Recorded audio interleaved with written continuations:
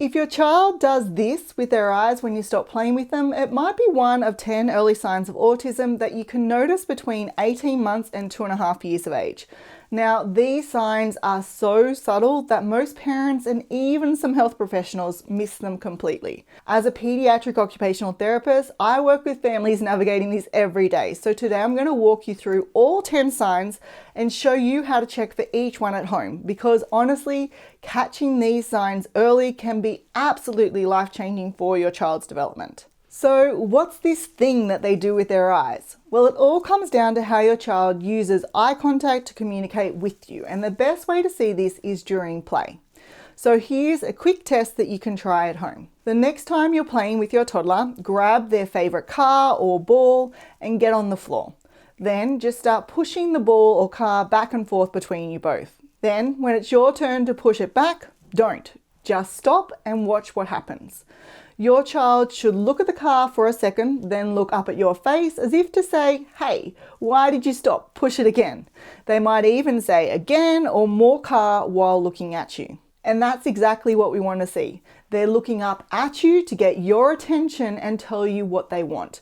Essentially, they're using their eyes to communicate with you. But if your child gets upset that the game has stopped and they just keep staring at the car without looking up at you for help, that's concerning because they're not using eye contact to connect with you and get the game going again. And this is important because by 18 months of age, your child should be using eye contact to communicate with you all the time. In fact, they'll use it to communicate 3 key things. First, to share their excitement with you, like, look how amazing this is. Second, to express their feelings, whether that's pure joy or complete disgust at those mushy peas. And third, to ask for help or request things they want, like, can you push the car back to me? So if you notice that your child isn't using eye contact to communicate these things, then that's sign number 1. Now, before I share the next sign, I want to stress that seeing one or even a few of these signs in your child doesn't mean that they have autism, so please don't stress. The purpose of this video is to simply highlight some behaviors that might be worth discussing with your pediatrician or allied health professional if you have concerns about your child's development, and then they can help you figure out if any further steps are needed. So honestly, please don't stress. Just jot down anything that feels familiar and bring it up at your little one's next appointment. Okay, now the second sign involves how your little one shares their world with you, and here's what I want you to try. Get one of your child's favorite toys, let's say it's the same little car, and then show it to them and say, look, it's your car. Then place the car across the room just out of their reach and ask, where's your car? What you want to see is your child point to the car and then look back at you to make sure that you're looking at where they're pointing. It's like they're saying, can you see what I'm pointing at? But if your child looks at the car and maybe they even walk towards it, but they don't look back at you, or they point at the car but they don't look back to check that you're actually paying attention to what they're showing you, then they're missing that crucial element of sharing their interest with you. And that's our second sign. Now, pointing is just one of many gestures your toddler should be using to tell you what they want and how they're feeling. For example, you might see them holding their arms up when they want to be picked up, waving hello or goodbye when someone arrives or leaves, clapping their hands during a song, shaking their head for yes or no, holding their hands out to say stop, waving their fingers towards their body to say come, and of course, pointing at something that's out of reach. If you notice that your child rarely uses these gestures, or you're having to constantly remind them, like you're always saying wave bye-bye or clap your hands, then that's another sign to pay attention to. In addition to using gestures, it's also equally important that your little one understands and responds to your gestures and points. So here's how you can test this one at home. Try pointing across the room at something interesting, like a toy or a dog outside, and say, wow, look at that. Your toddler should look in the direction that you're pointing to see what you're trying to show them. They shouldn't look at your hand or your arm. Another way you can test this out is by just looking at how your little one responds when you use gestures throughout the day.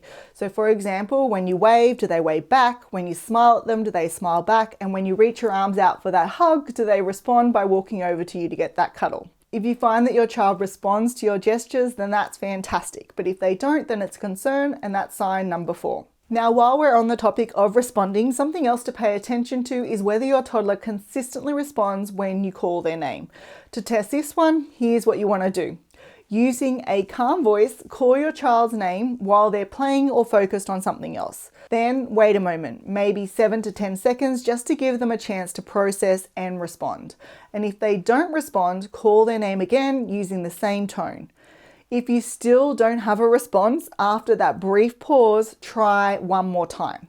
Now, what you should notice is by the second or third attempt, they stop or pause what they're doing and look in your direction as if to say, yes, you called me. This acknowledgement should happen every time you call their name. It might not be on the first call because, let's face it, toddlers can get pretty absorbed in what they're doing, but you should definitely get a response by the second or third time. Now, if you've noticed that your child doesn't respond to their name, even after you've called them 3 times, and this happens repeatedly throughout the day, the first thing you should do is get their hearing checked.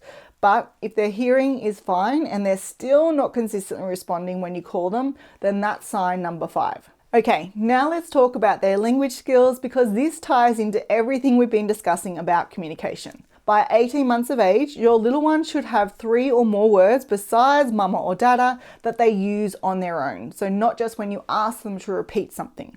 For example, when they see a ball, they might spontaneously say ball while pointing to it. They should also understand and follow simple one-step instructions without you needing to point or gesture.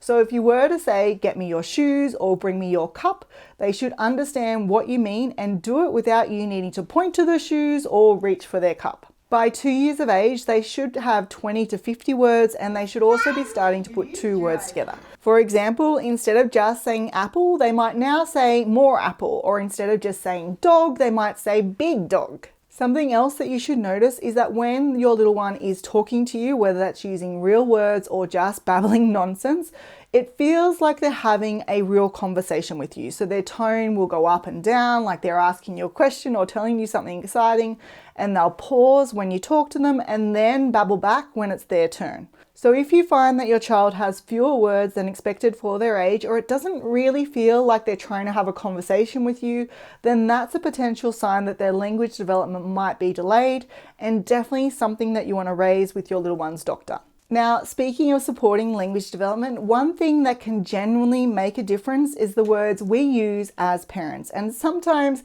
in the heat of the moment when you're trying to get out the door or your toddler is having a meltdown, you might say phrases like, because I said so, use your words, or calm down. Now, this is completely understandable when you're stretched so thin. But here's the thing. While these phrases might stop the behavior in the moment, they can actually hinder your child's communication and emotional development in the long run. But here's the good news. Some really small changes in how you respond can make a real difference. That's why I've created a free guide covering 8 common phrases we all use, myself included, and simple alternatives that actually support your child's development. And you can download it by using the link in the description below. All right, let's move on to the 7th sign, which is all about how your child shares their excitement and discoveries with you. Now, this one you can't really test, you just need to watch for it during your day. When your toddler finds something fascinating, maybe it's a bug outside or a toy that they're really excited about, pay attention to what they do next. Ideally, they should pick it up, walk over to you, hold it up towards your face, and look directly at you as if to say, look at this amazing thing I found.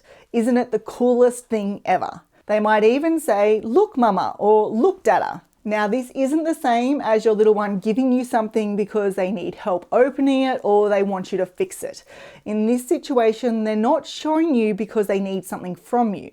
They just want to share that pure moment of joy and excitement with you. If, on the other hand, your child finds that interesting bug or that really cool toy and they either just play with it by themselves or they drop it in your lap and immediately walk away without making eye contact or waiting to see your reaction, then they're missing that crucial desire to share their joy with you, and that's another subtle sign to be aware of. This brings us to our 8th sign, which is about how your little one plays. Now, up until 18 months of age, your little one's play was all about exploration. They'd push buttons, bang toys together, move things back and forth, and put absolutely everything in their mouth. But between 18 months and 2 years of age, something really exciting happens. Well, I think it's exciting, and that is they start pretending their toys are real. So suddenly Dolly isn't just a toy anymore, she's hungry and needs to be fed. Teddy Bear is tired and absolutely must go to bed. Those little cars are making vroom vroom sounds as your child pushes them around the living room. The dinosaurs start roaring during epic battles and your toddler becomes a master chef in their pretend kitchen, whipping up a feast while talking on their toy phone. Now, to check if your child is hitting this milestone, simply watch them while they're playing. So when they're playing with their dolls, teddies, or animals, are they pretending to feed them, comb their hair, put them to bed, have a pretend conversation, or create little scenarios? And when they're playing with their cars, are their cars making vroom vroom sounds as they're driving them to places? Or are they wanting to have tea parties with you or cooking you an elaborate meal in their kitchen? If they are, that's exactly what you want to see. But if you notice that your child is playing with their toys in very literal, repetitive ways, so for example, instead of pretending to drive the car and making vroom vroom sounds, they're just spinning the wheels over and over, or instead of feeding the doll, they're just moving around without any storyline, or their play consists of lining up toys in perfect rows, then that indicates that they're missing that pretend play element, and this is sign number 8. Another thing to look out for is whether your little one copies your actions. Now, this skill typically starts around 12 months of age, and by 2 years of age, your child should become your little shadow, copying almost everything you do. For example, when you brush your teeth, your little one will want to brush theirs too. When you comb your hair, they'll grab their brush and try to comb theirs too. When you clap during a song, they'll immediately join in. And when you wave goodbye to someone, they'll wave too. Now, I know this constant copying can be exhausting at times, especially when you're running late and you just want to brush your hair without your toddler insisting that they need to brush yours and theirs and probably the dog's too. But here's why this matters so much. Watching and copying what you do is actually how your child learns to communicate, engage with others, and master important life skills like getting dressed and eating properly. So today, just take note of what your little one does when you're doing something. Do they immediately want to copy what you're doing, or do they just watch you without joining in? If they tend to do the latter and rarely copy your actions, even simple ones like clapping or waving, then that is a concern and it's sign number 9.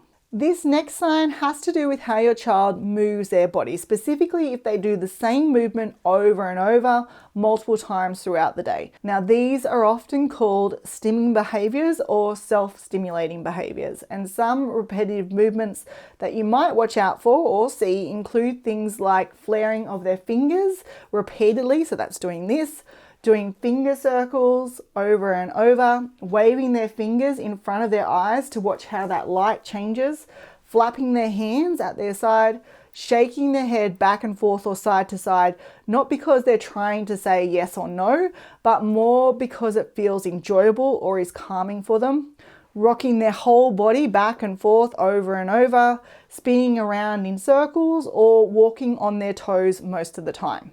Now, something to keep in mind is that it is completely normal for toddlers to experiment with different movements, and you might notice that your little one does these behaviors for a few days and then they stop. This is totally fine and nothing to worry about. But if you notice that your little one continues to do these repetitive movements and actions daily over weeks or months, and it almost becomes like their preferred form of play, then that's another potential sign worth discussing. Now, after going through those signs, you might be thinking about other unusual behaviors your toddler is doing that you're a little concerned about. So here's the good news. Most of these quirky toddler behaviors that keep us up at night are actually completely normal parts of development. And in this video, I break down 5 toddler behaviors that stress parents out unnecessarily, explain exactly why kids do them, and at which point you might actually want to seek some guidance. So if your toddler is doing something that has you second guessing your parenting, or lying awake at night wondering if you should be concerned, or you just want to be prepared, then make sure you check this video out.